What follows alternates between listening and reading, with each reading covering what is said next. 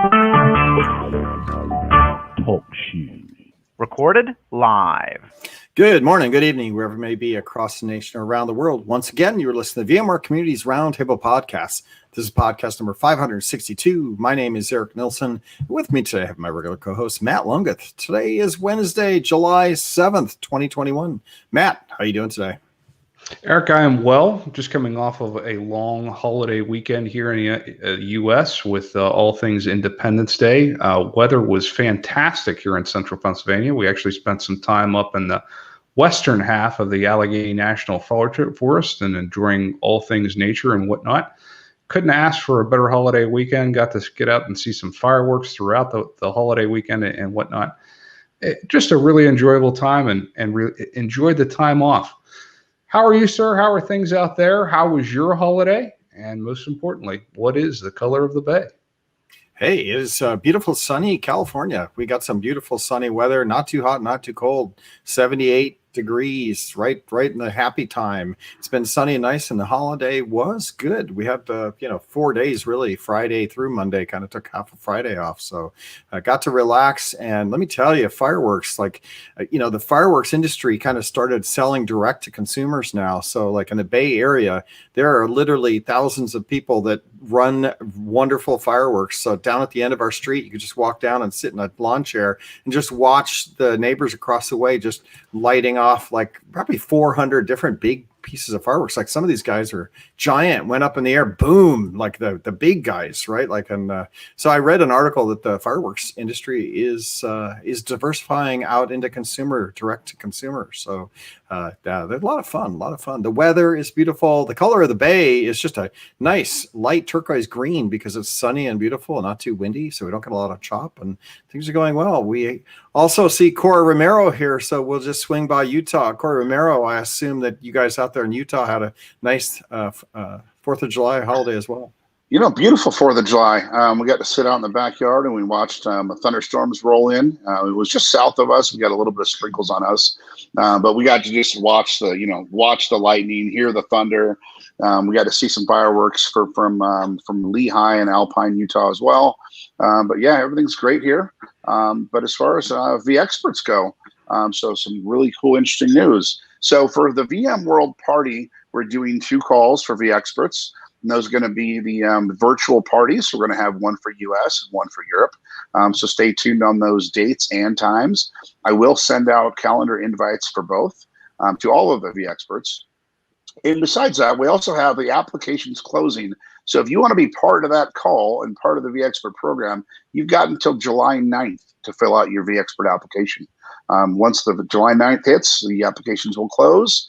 And then we will get out and announce August 14th the results of those applications. Also, we just announced the VExpert Avi program. We've got 35 VExperts in that program now, and so that's headed up by Pamela and Steve Morey, I want to say. Anyways, they're both BU leads at VMware, so they're going to head up that program. On top of that, desktop hypervisor VExpert program with Michael Roy. We talked a little bit about this 2 weeks ago. And so that has been announced. It's been opened. So if you're a VExpert and you missed that email somehow, go back and look for it. It's from me. Applications will close on July 16th with an announcement on July 30th. So with that, that's what I've got for VExpert. Oh, nice. Well, on the show today, we're just going to be talking about upcoming VMworld and what we're going to do with community. So, Corey, maybe you want to hang out here for a little while, and we're just going to have an open chat. I haven't had an open mic chat for a while, so between myself, Corey, and Matt, we can talk a little bit about VMworld, what's going to happen this year, and what we thinking about doing. We can talk a little bit about VExperts and where we're at with regards to VExperts and prizes and what the dynamics there are, and then we'll just open up and chat with amongst ourselves and give you visibility on what's actually happening with VMworld this year, what we're getting ready to do. So, Matt, me and you were talking before we hit the call here about like when is VMworld going to ramp up. So maybe we just start with like VMworld dates this year are going to be what? VMworld key dates 5th through the 7th, October 5th through the 7th. Perfect. And I believe it's just going to be like last year, right? This will be 24/7 by the better part of 3 days of continuous events. And I'm sure this is going to be bookend on both the front and the back with different vendor events and different specialized things like TAM Customer Day and whatnot. So that entire week, I'm sure will be jam-packed with events and announcements and whatnot. So definitely one to put out there on the calendar and be aware of to keep your schedule free. Yeah, that's right. I think it's going to be that 3-day event, and I know that there are some differences this year where we are doing sessions. So we got full sessions. So last year the community sessions were kind of these locked, recorded, had to buy a membership to be in the community sessions. This year we've opened up, done the call for papers for vBrownBag and VMware Code. So both of those community areas will be open, free to anybody that wants to join. We're building a Slack interaction so you can join Slack and be in real-time conversations. And I know that vBrownBag is going to be recording their sessions. So they're going to record the sessions ahead of time with community members. They're in Schedule Builder, they're real time. They're in the Schedule Builder, they're real sessions. But they're going to record them and then have the speakers on chat so that during the session, while you're listening to it, you'll be able to ask the speaker questions and he can actually answer the chat and be kind of chatting along with everybody during the session. And I believe they're going to be on Zoom, and up to 1,000 people can be live, right? So interesting kind of dynamic that happens there with 1,000 people. So do we have a sense of what sessions are going to be recorded and which ones are going to be presented live? Has that changed up since last year? I know that for vBrownBag, Alistair's going to be recording all of them, right? So they'll record the vBrownBag sessions. We didn't have vBrownBag sessions last year. We only had like 3 or 4, and those were sponsored sessions because as soon as we realized you had to buy a membership for the sessions, it didn't make sense. Sure. Yeah, it didn't make sense. So we spun up the Discord thing with the Orbital Jigsaw guys and just pushed everybody over there because they were charging everybody on community for VMworld. This year they fixed that. And so vBrownBag, I think, has 30 to 35 sessions already submitted. And they're going to be doing calls to continue to look for some additional sessions. So I forget how many slots they have. I think they're doing them every half an hour, and they're going to do them for 2.5, 3 days. So you can do the math. They got maybe 40 or 50 slots available. And so they're recording those, and then they're going to push them.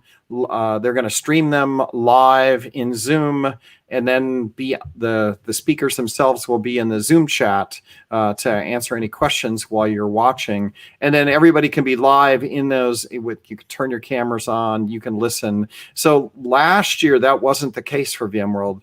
If you had a legitimate session at VMworld, they were all pre-recorded and there was no live conversation happening.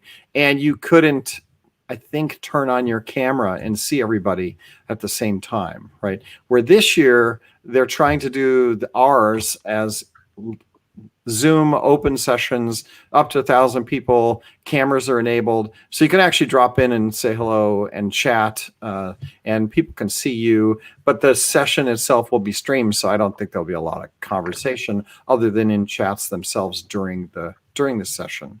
So that's, and they're all in Schedule Builder. So kind of different this year versus last year. It's just everything. All sessions were just pre-recorded. There was no chat. There was not much going on. And that's, so you just came in and watched a pre-recorded session. Where this year, and then all the code sessions are going to be live. So Alistair's decided to record his and then just play the recording while the speakers are in chat. But the code sessions will all be live. I think there's going to be like 40 some of those that we've got booked so far. And those ones are in Schedule Builder, announced July 20th.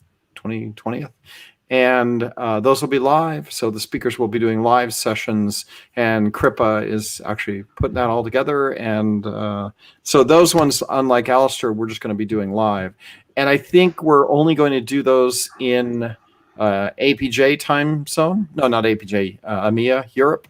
So Europe, they'll have live ones, and US, they'll have live ones. We're skipping APJ.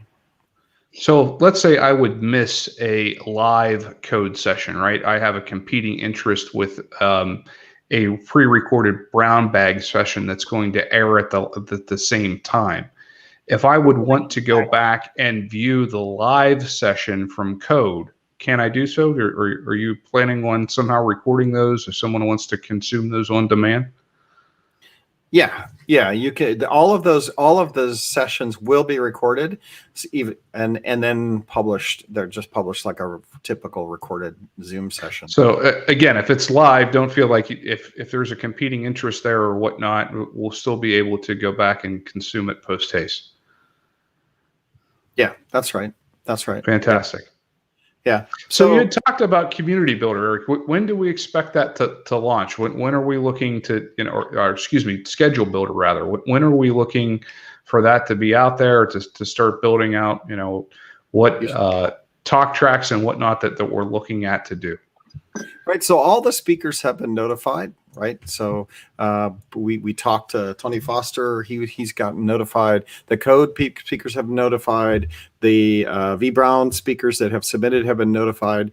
And we're building that schedule now. The Schedule Builder team actually tries to schedule everything to try to avoid critical conflicts. And they're supposed to have that all done, and they're going to release July 20th. So on July 20th, Schedule Builder opens up, and this used to be the big deal, was when it opens, you had to get in there and get your schedule and get your sessions, because unlimited slots for sessions.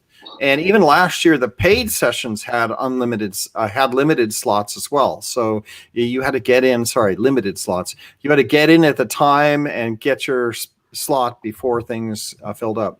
This year, that won't be the case across the board. One, because it's not a physical event, so we don't have limit on the main sessions.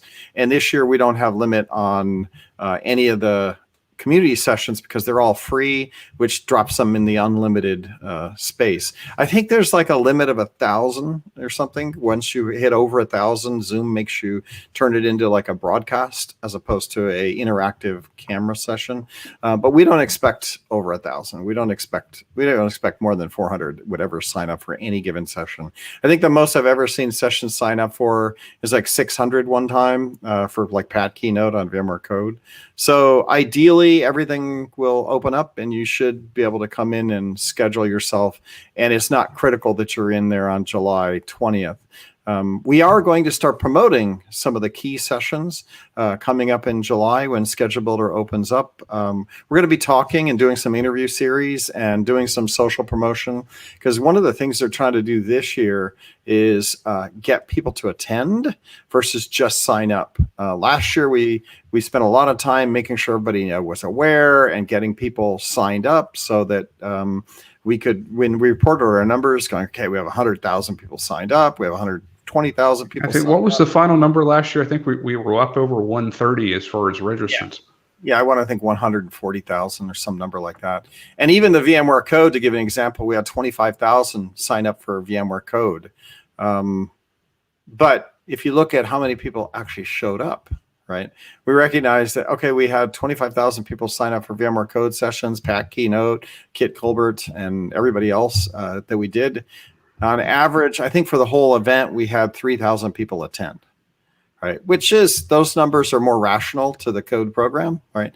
And that's more rational for an online event, right? We should note that that's just not an anomaly. That's, if you would host any type of other type of online forum that's technology oriented, that's the type of metric you see, right? A high registration number versus a relatively lower actual attendee number. Right. Yeah, absolutely. I think we learned that. I think it was lower than we expected. We expected maybe 50%, right? And then you got to look at, okay, how many people came in? How many people went to all the sessions? How many sessions did they attend? So even though we got like maybe for the they reported VMworld, they got like 80,000 of the 140 come in. If you look at how many actually went to more than one session, right, that number dropped down to 20,000, right, actually went to multiple sessions and actually engaged in the conference. So this year, their goal is to fix that, right? They're looking at what they can do to, make sure that one, if you register, that you remember that it's this week, that you book it in your calendar, that you're open, and that there's something interesting for you to come and do, right? So that you're engaged with VMworld, as opposed to registering and then on the day of VMworld you go, I'm tired, I'm sleepy, I got another meeting, and then you don't end up coming and you don't really engage. So they are looking at ways for engagement to make it interesting, that there's value props for people in the sessions. So you want to come learn something, that there's something you really want to learn, that we have sessions that are teaching you things. And so we're focused on some of the key sessions and some of the key learnings that you'll want to come and learn, so that when you wake up that day that VMworld is, you'll have on your agenda, I want to go learn how to deal with the scheduler algorithm or do something with the products that make you kind of come engage and learn and then be part of that community. So I think that's the kind of stuff that they're looking at. And Corey, I know that me and you have talked about like VExperts and the same kind of thing. If we want to have a gathering or a party, what does it mean to have VExperts come and engage and say hello? And if we have 500 people in a VExpert area, like I think we learned that from Discord last year, it's kind of fun, but what else do you do? What can you do besides being a giant Zoom meeting and chat and say hello? Right. Which, it is kind of interesting to try to figure that out. So we've kind of brainstormed, some kind of neat ideas, like maybe there's a way to get something, or there's a contest or something that you do, or maybe a few awards, and you don't know if you're going to be an award nominee or award recipient. And so we've talked about kind of making it a little bit more than just coming in and having Zoom meeting chat session where everybody's chatting. And so, but those are kind of what the whole venue is doing this year as well. Like, how do we make it spontaneous? Right. Like, so one of the things that you can do is have Raghu drop into random sessions, right? And say hello, right? So you don't know which session Raghu's going to drop in. And Right. what do they call that when you drop in? There's a social term for dropping into Zoom bombing. Yeah, bombing. Yeah. So maybe Zoom bombing, right? Where they come in and crashing. We'll just call it session crashing. Yeah, Zoom bombing usually has a little more negative connotation. I think we want to put this into a more positive light, right? Right. Yeah. That's right. And so selecting a key set of executives where part of their role at VMworld this year is just to drop into random sessions and say hello, and letting the session guys know that this is going to be happening. But then, okay, they're live stream. How do you do that? If they're pre-recorded, do you draw? Are they just in chat? And how do you expose them so that there is more of a dynamic nature to it, a little bit more fun, right? So that it's just not watch a live stream, go away, watch a live stream, go away, watch a live stream, go away, which is all good because some of these sessions are really good. But taking the William Lambs and the Duncan Eppings and others and actually, creating some kind of vibe where they're dropping around, engaging with people, and being part of that is a little bit unexpected, right? And whether we do raffles or we do something else that allows you to win something interesting, if you've come in, if you do 30 sessions, your probability of winning something is maybe 1 out of 50. Maybe there's a 50% chance you'll win something during that raffle, right? So talk to Michael Roy about, raffling off, fusion cards, right? So that, and we got to be careful because we have to deliver them. So we can't do everybody, right? You have to be careful about shipping, and because it's a lot of work to ship out anything. So then, like, do we have online ones that we can just mail? What can we mail people? So me and Corey this week, we spent $13,000, and we bought brand via store coupons, right?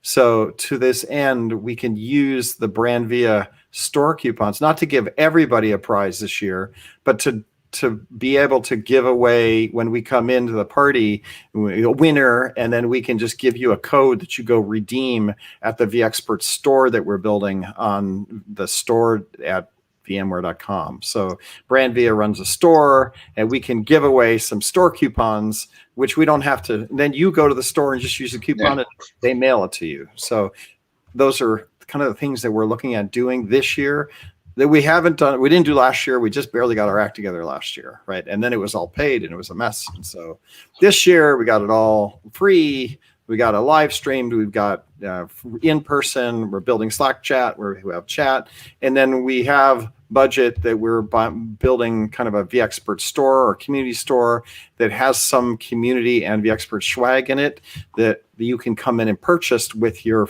coupon that you won by participating in some of the sessions or drop-ins or whatever we were defining. So it makes it a little more exciting and fun to do that. Then you can take a picture of your I won something. I don't know. That's kind of the things we're looking at this year to make it more exciting.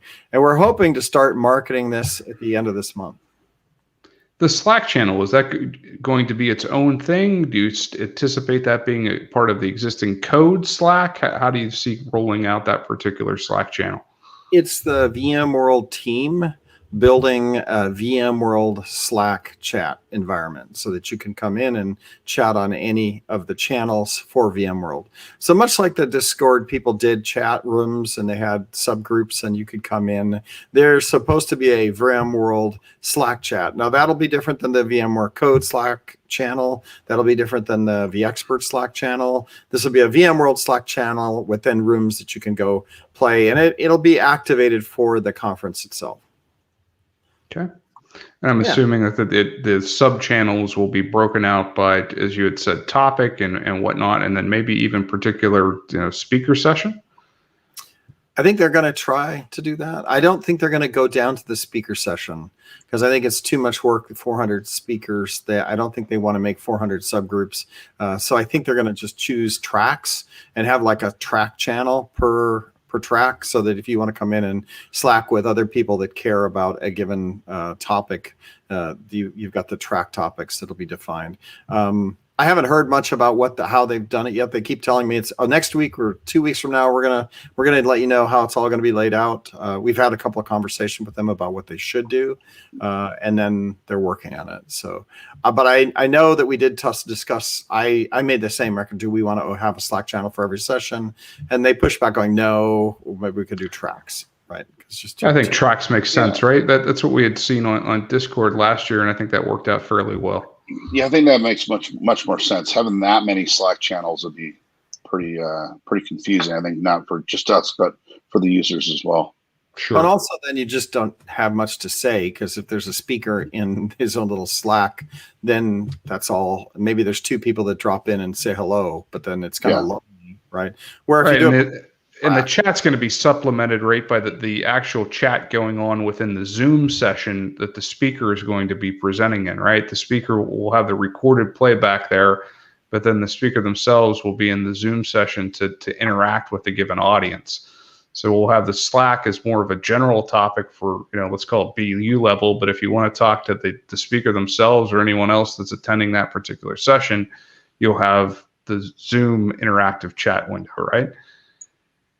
Yeah, that's right. And I think we're still trying to get our head around the Zoom chat versus the Slack chat, and like where are those guidelines. But yes, I would assume Zoom for session conversation when the session's running, and then Slack for overall general conversation with people. And they're talking about having the executives come into the Slack channels, and so you should be able to say hello to one of the BU SVPs, right? So that somebody there can actually try to field harder questions, or maybe they'll make a subgroup for executives, right? So you can go into executive room and ask executive level questions versus having tacticians like a William Lamb or somebody else in there that can answer very technical deep dive questions. So they're looking at that as well.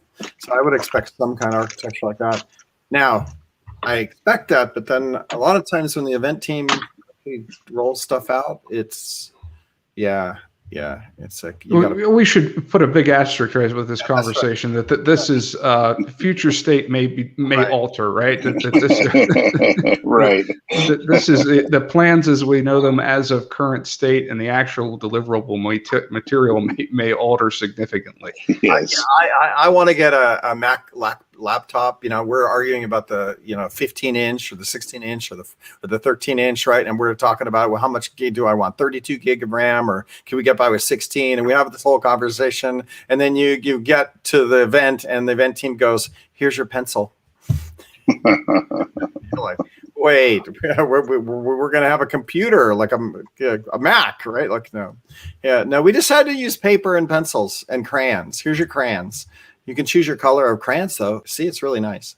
So, yes, it is our plan, and we are working with them, and they are taking it serious. And we are trying to really focus on, and we've had at least 5 or 6 different brainstorms on what we could do to make it interesting to come sit through a day of Zoom. Originally, we wanted to have all day Zooms just open up for code and for vBrownBag, where you didn't have to go to a new session ID. You could just come into one session ID and sit and let it stream all day long and, listen to the community sessions, right? That was what we wanted to do. But then it turns out Zoom really doesn't like you being on 2 Zooms at once. So if you want to drop off and join a different Zoom for a different session, you'd have to close ours anyway and go to that other one. So there really wasn't, I'd like to have 5 Zoom windows open on my 3 monitors and then just sit and, choose which one I want to listen to, right? But Zoom doesn't really behave that way yet, right? At least not that I'm aware of. So a little bit of challenge there. A little bit of advanced planning, right? That's why we talk about not necessarily getting into the session, but trying to plan out your day of what you want to watch as it's being presented and what you might watch on demand later. Yeah, I think if you use multiple email addresses, you can do that. I don't know if you can do it on the same computer. I know I've done it on 2 different, obviously with different email addresses, but I think even with the same email address, I've done it on 2 machines. But couldn't you do something with VMs as well, right? Where you spin up a separate VM and watch multiple Zoom calls there. Yeah, Why not? You can do a separate VM and multiple Zoom meetings going on. That's what you'd have to do, because a single OS will let you run multiple, so there would have to be a handful of VMs running. There you go, Corey. I expect to see a screenshot of 6 Zooms across your Don't you have dual stack monitors, 3 and 3? So you have like 6 monitors. No, I just have 3, and then 2 other machines. Yeah, I don't know if you guys are watching on VBarbecue, right? So youtube.com/VBarbecue. We actually live stream, and I upgraded my garage, so I actually now have dual monitor setups in the corner with standing desks, so that I can go stand and engage, which is a little slightly different upgrade. So I'm only at 2, but 2 is nice. 6 would be great. Allow them all run simultaneously. So VMs would do that thing. Other things that are going on, I don't know if I've heard other ideas for VMworld other than getting people back and getting people engaged and getting the executives to participate more in real time. I think they really are trying to do that to make sure that you come in, which is why they're talking about doing a LinkedIn live stream. So that one of the things that's coming up at the end of this month. So the marketing for VMworld is going to actually start sometime at the end of July, like sort of they're starting to kick in. And one of the things they're going to do, and we'll mention it on the podcast next week or when it gets scheduled, is they're scheduling a live stream on LinkedIn that is VMware's LinkedIn. I think it's just linkedin.com/VMware. They're going to do a live stream, and they're going to have Raghu and the CTO and other key executives come in, all the keynote guys, all the guys doing the keynotes, and they're going to come in and do a live stream to talk about their keynote, what you're going to get about it, what they're talking about. So we're going to be doing some of these live stream marketing efforts to talk about the value prop for their session. So that's what we ask them to do, is when they do these, we want to hear what you should take away when you listen to their session. So making the executives think a little bit about why somebody would want to come and listen to the session in real time versus sign up and then never come back. So that should be interesting.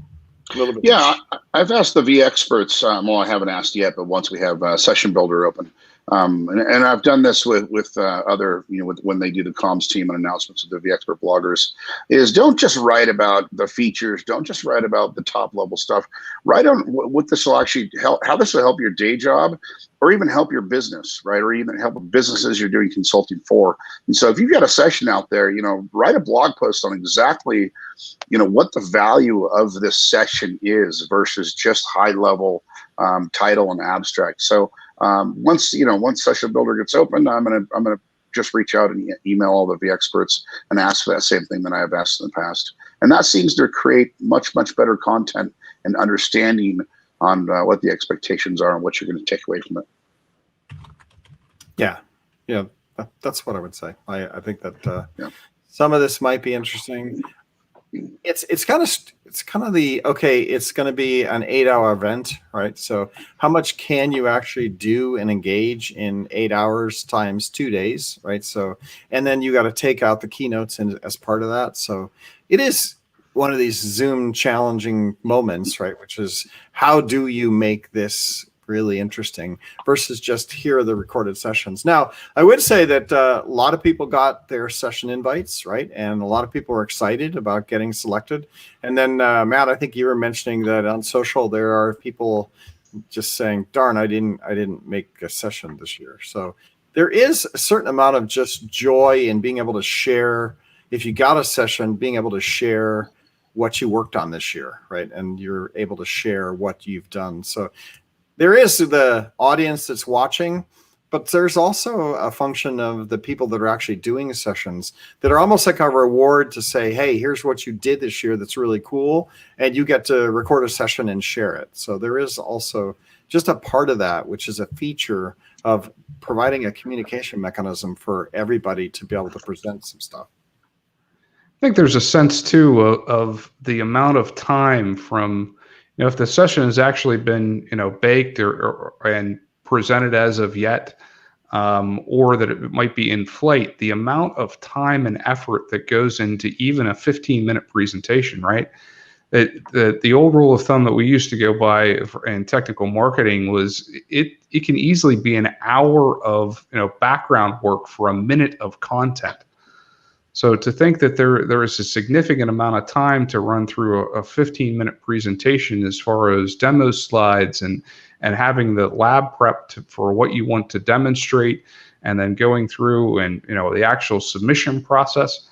Yeah, sure. There's I think a great sense of relief from the presenter to say that, hey, that this is a validated statement of what I'm putting together, how I've written it up, and it wants to be accepted and now presented by the community. So yeah, I think that there's at the same time a little bit of maybe hence disappointment that they're on the other end from those that didn't get in, but obviously that there's other avenues there with things like V Brown Bag and whatnot that they're still looking for additional submissions.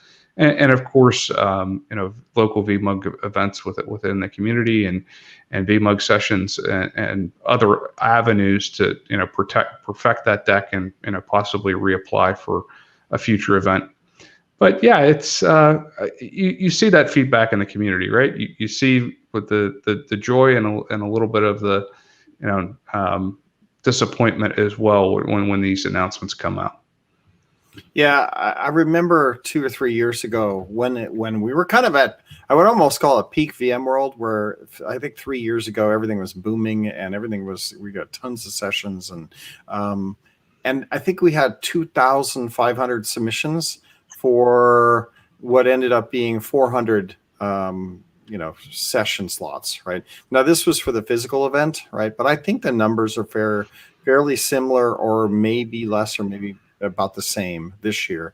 But this year, our new CMO, Carol Kennedy, has made sure that we've heard that she wants more sessions from customers and the field people closest to the customers than the sessions that were done by product teams, right? So in previous years, if you really looked, the ratio of customer and field sessions to product sessions were really thinning out, right? Like it was like almost 4-to-1, right? 4, product teams talking about new features to the product to 1 field customer experience session. And I think Carol really let the track owners know this year they wanted that to be worst case 50-50. So I think that, I don't know if that came to being. It's kind of like the crayon laptop analogy, visions of what we want and then what actually happens are 2 different things. But I know that Carol wanted to definitely focus on changing that ratio, and part of the reason we've maybe fallen off peak VMworld a little bit is because of us rotating too much towards product launches, product announcements, product conversations, product, and not really real world, value props acquired by customers that were actually implementing the stuff. How is it actually being used in the field, right? We had talked about this just not even 20 minutes ago when we're talking about session descriptions. It's one thing to write up, release announcements and regurgitate release notes, but how does that new release actually affect the customer? Well, what 100%. Problem is this? Is it solving? What didn't it have before? How does this make it better or differentiated against the competition? If it's a product that's out there that has, a competitive landscape. Yeah, sure. We always want to hear that customer experience. And Eric, I'd agree with you. It definitely got to the point where this, let's face it, it's a marketing event, right? But we also want to look at, that SKU where it's, for a while there, it was just product line manager and PM and whatnot, and regurgitating the release notes, and not necessarily the most interesting use cases of what was put out of there from the demo labs. And it's nice to see that Carol's acknowledging that and making a shift back towards the customer focus. Yeah, I've heard conversations on the same topic, right, where there was a little bit of complaints, and where it seemed more like VMworld starting to just market their products and sessions, right? Versus, years ago, I know we used to do the real technical deep dives. I remember one session I sat in with Kit Colbert. It was just amazing. It was, standing room only, literally. And I think we even, seeded that, right, by over into the room, people out in the hallway. But yeah, absolutely. Yep, I agree. And I'm happy to hear that Carol's doing that. Yeah, she definitely wants to focus on that. It's funny because the pendulum has swung, because I think my first VMworld was in 2006. And I remember going to my first VMworld and I was like, wow, this is crazy. Like customer deep dives on how virtualization could actually behave. VMs were real systems. They worked, because back in those days, everybody was afraid that none of it would actually run apps on top, that it wouldn't be compatible. You'd have issues. So all the customers are coming and reporting these sessions. And then I went to the next year's, I think in 2007, and I realized that there was a repeat where a lot of the sessions, 80% of the sessions, were the same customers coming back, and they tweaked their slides a little bit to say what actually happened over the course of the year. But it was very much the same presentation. And by the third year, I went back and it was the same presentation again. All customer, all use cases, same use cases. And I started thinking back then, how many times can I actually hear a customer talk about how they went from P to V, right? Physical to virtual, right? So now it's almost like rotated, where now VMworld is no customers talking. Like back in those days, we had repeat of every customer story. Every customer that implemented the same thing, was excited about it, got a paper on it, would come in and talk about it. It's the same story. Oh, here's how I did, we didn't have network virtualization. We didn't even have storage virtualization. We only had P to Z physical, but we had session after session, which were a lot of repeats. Now we've actually leaned completely away from that, where it is famous people from VMware talking about new features or new product direction and strategy. So it'll be actually interesting to see if we can rotate the pendulum back into the customer space, right? And that would be valuable to see actually happening, because I think it has rotated, but it can rotate too far the other direction as well, right? Repeat, and I think we're guilty of that. If you want to mention repeats, or I'm mentioning repeats, last week we did a podcast on another home lab, right? Another home lab build out. And I talked to Julia Klaus a little bit, who schedules what we're going to have on the podcast every week. And I told her, like, okay, we can't keep having, I think we did a home lab a month before that, and a home lab a month before that. So we've had like 3 podcasts just on home lab build out.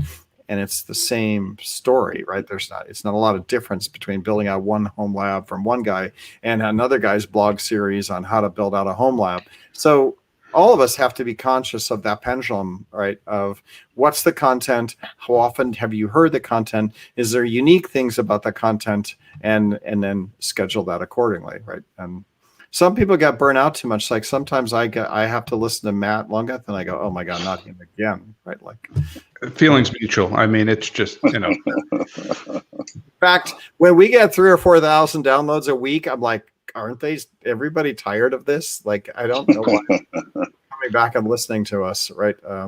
But sometimes our guests, that's why we have to really worry about guests, and it is tricky, right? There's work to it, right? You have to make it happen, right? So it is something we have to manage. Hopefully it'll be a better year this year, right? Like, I don't know. On the other hand, Eric, speaking of, so how do we, not repeat this situation, right? How do we not repeat another? We want to be respectful of what's going on and the effort that's been put into, this virtual event that's coming up in the fall. But how do we make that transition, right? What do we look at as we come into 22 or even the late fall and winter here for 21? What's being planned from the community side to transition back into in-person events? What's going on out there? What is your team looking at? What can we expect as we go back to these in-person events? We've talked a lot about the VMworld and virtual, but I think we're starting to, and dare I step out of line, but to say that we might be making that transition back, right? We've looked at it as from organizationally that VMware as an organization has announced that we will mostly be returning back in some capacity, with lots of different options, obviously, by September for 2 offices if those persons elect to do so. But what's out there from the community side? What has been the discussions, and how do you feel about that situation? And what we're going to do to go back to where things had been before? It's a great transition conversation, right?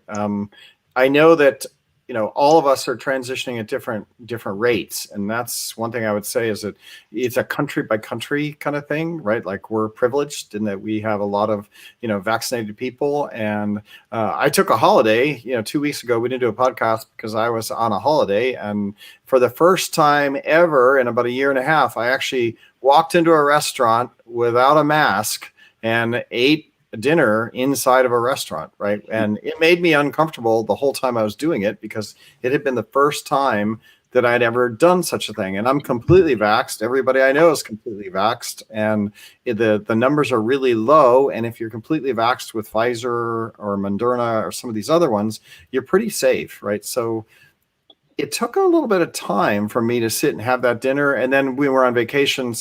And we were in Phoenix, and no one wears masks in Phoenix. And so you had to get used to that. So there is a certain transition back to normal, right? Whatever that normal is. We have gotten used to having coffee out on my back porch instead of going to a coffee shop and having a barista make a coffee. We've gotten used to doing Zoom calls and being very effective and not just wasting our time chatting and drinking beers together. And so I think there's a transition back to the real world. And once by the end of the week of my vacation, I was totally comfortable. I had forgotten about my mask. I didn't know where my masks were anymore. I always used to keep a mask in my hoodie front pocket or in my left pocket. Like I always had an extra mask. It was the equivalent of walking into somewhere and you didn't have keys, right? Or you forgot your wallet. You needed it. It was that next piece of personal item that you needed to have on yourself before you felt comfortable leaving home. We do the pocket check. I brush my front for my keys. I brush my back for my wallet, and I brush my left for my phone. Right? That's kind of like I do that. Every time I leave the house. Right? And then we had a fourth now, which is your mask. Right? Like you had to have your mask, your keys, your wallet, and your phone. It took me a week to now break that habit. By the end of the week, couldn't remember that. I haven't had to check for a mask since. Right? Like I've just started. So I think there's a transition that everybody has to get used to. One, it has to be safe. Two, everybody has to make the transition to feel that snap back into the reality. And it is nice to go around and not have to think about a mask all the time, right? And live life again. Once we have that, then there is like, okay, how many people in the country can go do that, right? Like how many people are safe. In the US, it's fine. So I know they're opening up VMugs in September, right? They're already doing a couple events. Some of this will turn on. There is also the snapback of how much do people want to go back? When are they comfortable going back? I know that we are working with VMUG and trying to promote their events and try to get people that want to come back. At the same time, we considered going back to AWS reInvent in December, early December. They're doing a live event in Vegas, and we would typically go there with VMware Code. But the reality is most people internationally can't come to the event, aren't going to come to the event. And so how much money do we want to spend going to these type of events when not everybody can go, right? So, and everybody's still doing online, and we're in this hybrid environment. So we want to get back to in-person. We're still trying to judge what does in-person mean. I know they want to schedule a VMworld in person and get everybody together. We went and had coffee. Me and my wife went and had coffee. We would go have coffee every morning, every day for the last 10 years at our one coffee shop that we'd go, Pete's Coffee in Town and Country in Palo Alto. Everybody knows us. Everybody knows our name. It's like a cheers thing, right? We did that for years. If I come in, I give everybody $100 bill in their Christmas card. I give everybody tips. Everybody that worked there got a Christmas card for American Clean for $100 cash in it. Like we were just, everybody knew us. They give us free coffee if we forgot our wallet. We didn't do that for a year. We got vaxxed. We've gone back for coffee 3 times, and we go there and we sit and we have our coffee and we go, okay, this is our memory. We get our scone. But the reality is half the baristas are all gone, right? Like there's different people. And the coffee we make at home in our backyard, which we started gardening, and we have like a big flower garden. We have a vegetable garden. I have a cornfield. I have my honeybees. I got grapefruit trees. I got blackberry bushes. And we sit out in the back and we have our coffee every morning there. And we both realized that, we kind of yearn for going to Pete's because we weren't able to go to Pete's. But now that we're able to go to Pete's, we go to Pete's a couple times. We go, actually, Pete's aren't as good as our backyard, right? And so That's a great analogy for many things. It really we're is. all yearning to get back to VMworld. We're all yearning to get back and do it. But it's not clear to me that when we go back that we're all going to go, wow. We've already moved on. We've already created new three monitor workspaces, and we've all created microphones and headphones and lighting, and we've all done stuff that makes our life different. And we look back yearning for these things, but when we're going to go back and do them, it's not clear how much of us are going to go, oh, that's better. It might not be better. It might be that we move forward in doing this kind of hybrid things. Shout outs to, again, let's see, Wonder Nerd, Tony Foster, who says maybe VExpert, a cool gift would be to give you a super cool, I'm a VExpert background so that when you come into VMworld, you've got the super cool background that, has something. Maybe we give you a super cool microphone that has a VExpert fuzzy thing on it so that when you're on your Zoom call, you can have a VExpert. So there's kind of things that we're still going to do our day jobs, which is keep running IT machines. I have to go to a data center every once in a while for my machines, but the engagement profile might be a hybrid mix of this. Not clear yet where it's going. And so for 2021, I think the reality is we're in kind of this purgatory where we don't know, because we're still yearning to get back to normal. But yet we don't know what we're going to like and what we're not going to like, and how many people are going to go back to normal versus not. And so we're just going to wait and keep doing what we're doing until the world comes out of this. Everybody has their Phoenix moment where they're in their restaurant unmasked and they're comfortable. And once everybody comes back up, we're going to have to all evaluate, okay, how many people want to actually, go to VMware? We're all going to go to the first VMworld, no question, right? We're all going to go. Yes, we want to go. We're going to go. We're going to get our airline tickets. We're going to do it. But then when we fly to Europe or we fly to, somewhere far away and we do all this thing, we're going to find out whether Pete's. Yeah, put in 35,000 steps in a day and have bad hotel food and remember what it's actually like. Right. We just let's just do more Zoom calls. I'm starting to like Zoom. I think there's a hybrid somewhere in the middle here, and we're all trying to figure out what that is. But I'm certainly spending more time understanding how to make the virtual environment better, more engaging, so that if it is a hybrid environment, that we have a best of breed virtual environment at the same time we have a good physical environment as well. And things like we're using StreamYard now to do the podcasts where we didn't even know about StreamYard a year ago, right? Like we didn't have StreamYard a year ago. I think we did Zoom, combination of Zoom and cameras in the studio, right? So there is learning and engaging, and all of us are spending time learning new tools and moving forward to SaaS services. And my biggest thing would be, can I get? I'm going to invite Raghu on the show, and we're going to talk to him about getting a $10 million investment for vExperts to get free licenses for all of VMware's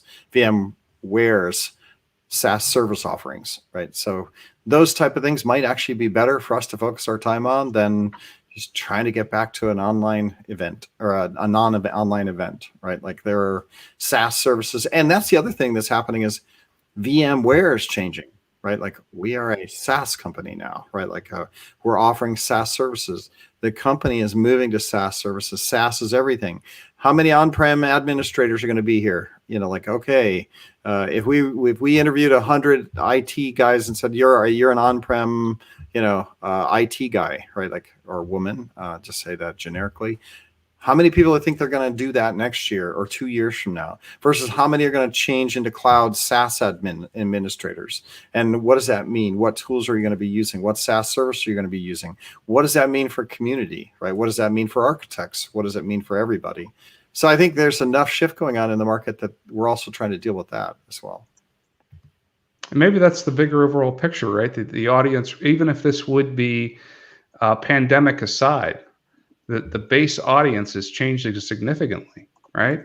That we still want to be respectful of the vCenter admins. They're certainly out there and has made the product as a whole for what it is. But we're seeing much more. I mean, look at the depth and breadth of the product. I mean, we have everything from security to mobile applications, management and rollout to the DevOps environment, security, SD-WAN. I mean, groups that we hadn't interfaced with previously that are now becoming core operators of just that particular BU's product set, and how they might engage with the community as a whole, or how we haven't engaged them previously, and what other competing interests that they might have as far as other technologies or things that they have going on in their own personal lives.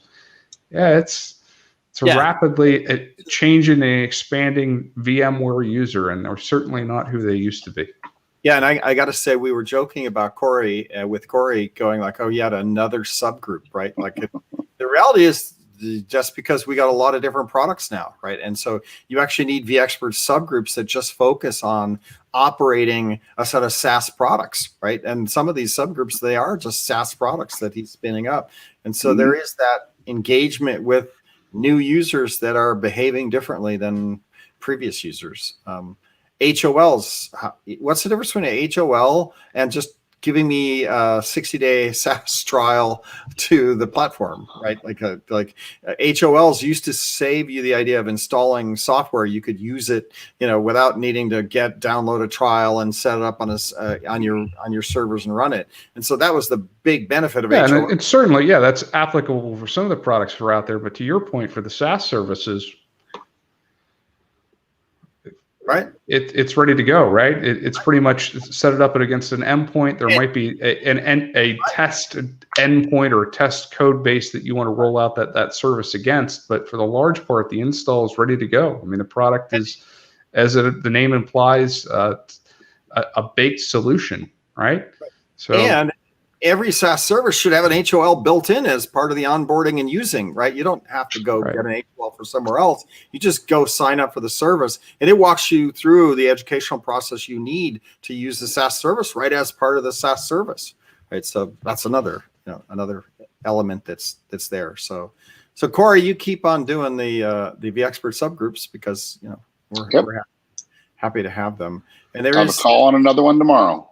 There's certainly a lot of change. So Matt, it's a complicated topic to say what are we doing to get back to what normal is, and the answer is, yep, we're busy defining what normal is, right? Like everybody, and we're just listen to community as well, right? So that's part of our job is we listen to community and we try to pass it back to Raghu and others, going, this is what everybody online is saying that they want or need, and then we try to pass that up so that to some degree customers and community help drive what we're going to do, right? And certainly the events team listen to us, right? Like when we complain or say we need something, they're willing to listen, and they also look at the numbers and see what the community is saying by voting, either through their form feedbacks, their evaluation forms, or from just registration and then attendance, right? So everybody's trying to figure that out.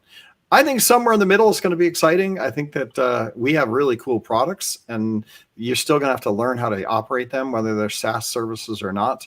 And nobody's going away. Like, I haven't seen people losing their jobs. If you're a VMware practitioner, I haven't really seen that happen. I've seen the job roles change a little bit. What you need to learn needs to change. How you're using products change. But I haven't seen people going, gosh, I don't know how to get a job now that I've been trained on VMware, right? Like there's been plenty of work, right? So that's the good part about it. Lots of work.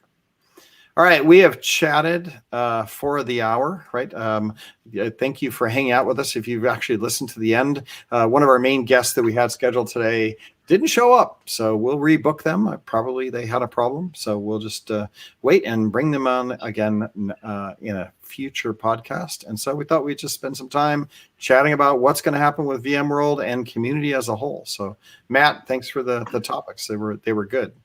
Likewise, Eric, thanks for always having me on, and it was a great conversation. How about, do we have a V barbecue report out there this week? I think we do. I know Tony Foster's floating around. Tony Foster, how's it going? It's going great, Eric. This has actually been a really good conversation, brought back a lot of memories, excited me for the future of VMworld as well. So V barbecue report. I did the traditional 4th of July fare here in the States. I grilled hot dogs and hamburgers. And then last night I also did some ahi tuna and some mixed vegetable stir fry on the grill. Nice. I know it was a big barbecue weekend.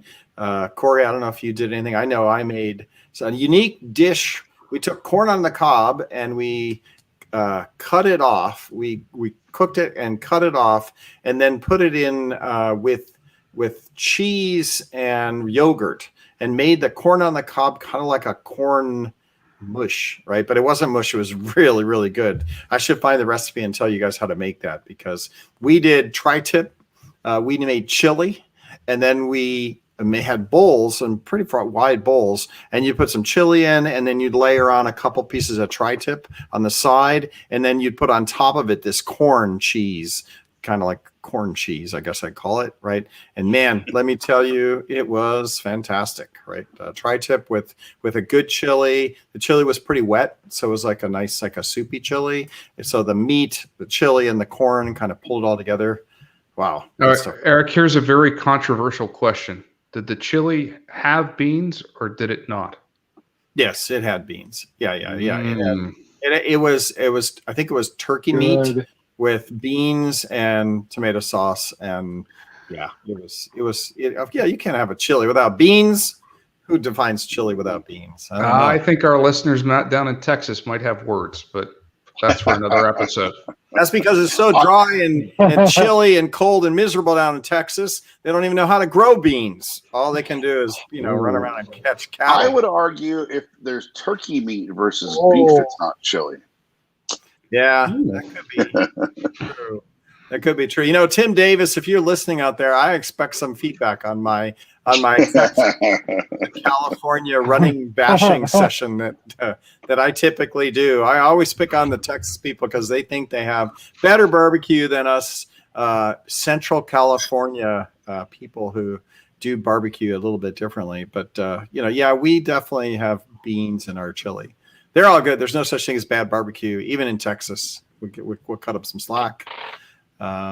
With that, we're at the top of the hour. We'll be back again next week. We've got a good guest here. I know we booked out for the next 2 months. So this guest just happened to disappear. So we'll get another guest in here and we'll keep on a rocking. And the schedule builder opens up July 20th. So we have another week or so to go before, maybe 2 weeks before that happens.